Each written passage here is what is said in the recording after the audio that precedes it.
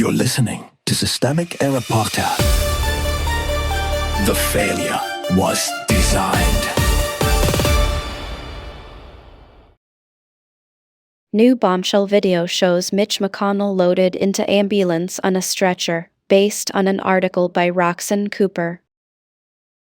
McConnell's silence is the point. What happened? CNN verified footage showing emergency responders loading Mitch McConnell onto a stretcher outside his Washington home after he was found unconscious on June 14. He required CPR, has remained hospitalized for weeks, and his office has said almost nothing about his condition or whether he can return to the Senate. That is the surface event. The political event is the vacuum it creates. Power, not sympathy. McConnell is not just an 84-year-old senator in medical distress. He is the Republican Senate Minority Leader, a central operator in the party's discipline machine, judicial strategy, and legislative obstruction. When someone that embedded in institutional power disappears without explanation, the issue is not private fragility, it is governance.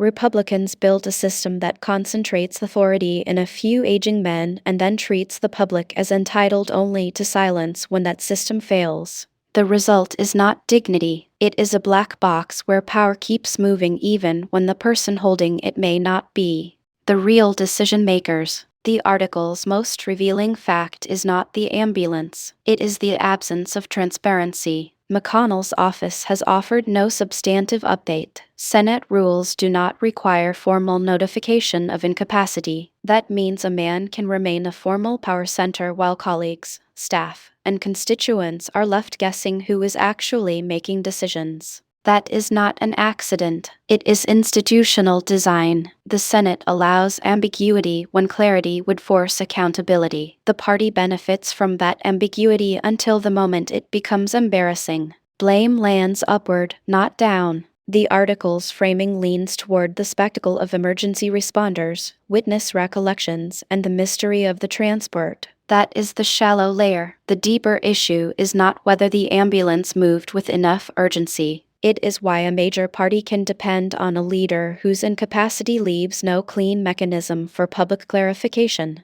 The blame does not belong to neighbors, responders, or the press watching from the sidewalk. It belongs to the political structure that makes one man's condition a matter of national uncertainty because too much power was entrusted to too few people for too long. The Republican succession problem. McConnell's absence exposes a broader Republican weakness, a party addicted to centralized control but incapable of orderly succession. The article notes the possibility of an internal power struggle. That is the real story, not a temporary leadership gap, but a party whose internal hierarchy is so brittle that one hospitalization can scramble its direction in an election cycle. Republicans spend years narrowing their coalition around loyalty, hierarchy, and message discipline, then act surprised when that same structure turns unstable. This is what happens when a party confuses domination with competence. Systemic error. The larger pattern is simple. American political institutions tolerate opacity when the powerful are involved, and they call it decorum. They protect elite actors from scrutiny, preserve leadership even when it may be functionally absent, and leave the public to infer the state of governments from scraps.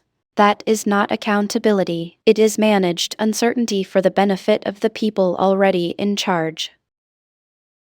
You've been listening to Systemic Error. Thanks to Alternet for today's article. With the automated voice of Amy, thanks for listening.